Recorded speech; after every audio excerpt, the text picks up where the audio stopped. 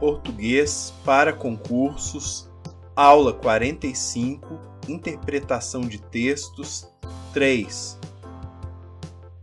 Esta é a terceira aula de interpretação de textos. Na primeira vimos textos literários e não literários e tipos de textos. Na segunda vimos gêneros de textos, elementos de coesão. Nesta aula veremos coesão e coerência e funções da linguagem. 5. Coesão e coerência. Coesão: elementos como preposições, conjunções, elipses, pronomes. São elementos que constroem um texto bem montado, que faça sentido. São elementos textuais, que fazem referência a outros elementos textuais. União de sentidos. Parte concreta do texto. Preposições, conjunções. Coesão: ele estudou e passou. Ele estudou, mas passou. Veja que as conjunções e mas são os elementos de coesão do texto. Veja que existe um sentido diferente em cada afirmação.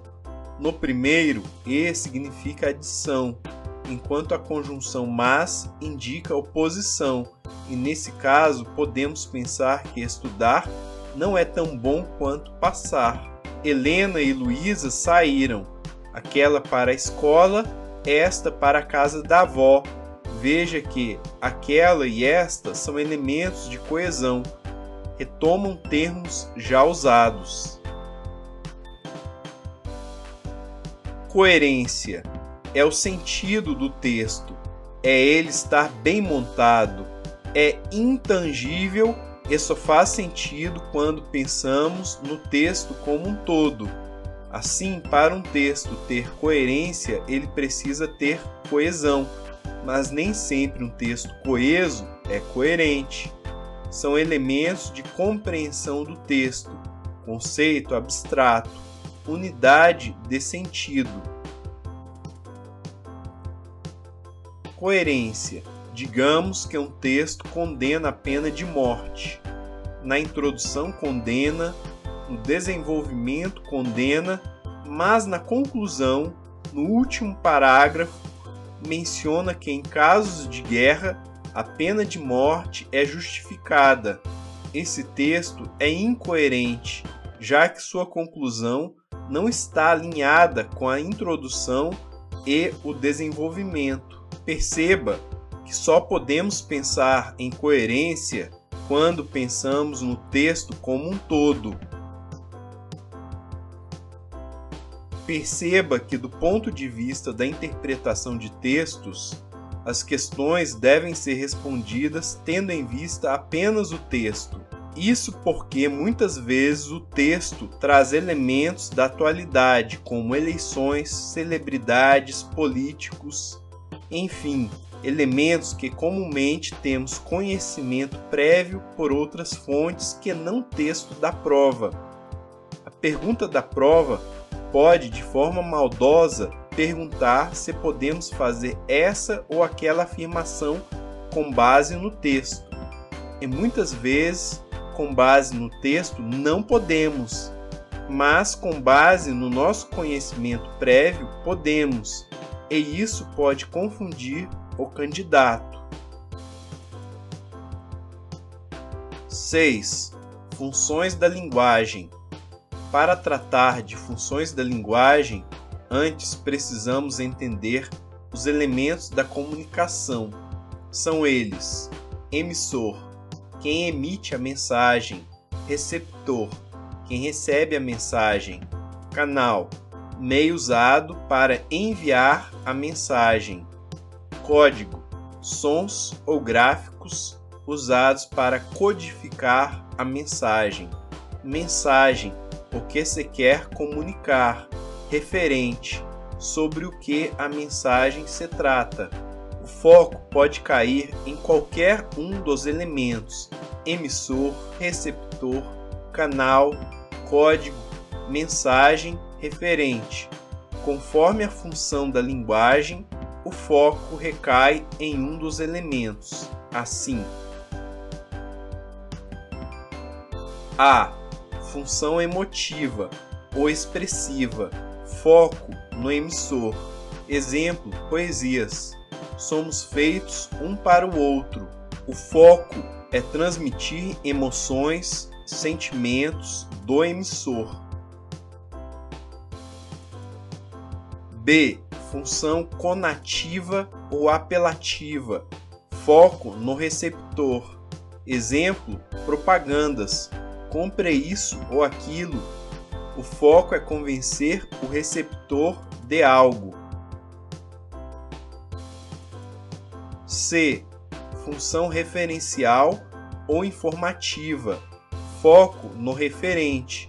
Exemplo, um manual de um produto, um guia de viagem. O foco é explicar ou descrever algo. D. Função poética, foco na mensagem. Exemplo, um pedido de casamento extravagante, com helicóptero jogando pétalas de rosas. Desejar um feliz aniversário usando um carro de som. Decorar a matéria por meio de uma música. Em todos esses exemplos, a mensagem poderia ser dada de forma mais objetiva, mas por uma razão ou outra, o emissor resolveu enfatizá-la. E. Função metalinguística, foco no código. Uma aula de português explicando português. Um dicionário. Um músico ensinando música com música. Um desenhista ensinando desenhar com desenho. Veja que o foco da comunicação recai no próprio código. Em todos esses casos, temos função metalinguística da comunicação. F. Função fática, foco no canal. É um teste do canal para ver se o canal está funcionando. Exemplo, alô, ao atender o telefone, indica um teste do canal, se a outra pessoa está escutando. Som, técnico testando equipamento de som. Seu som está saindo com a qualidade desejada.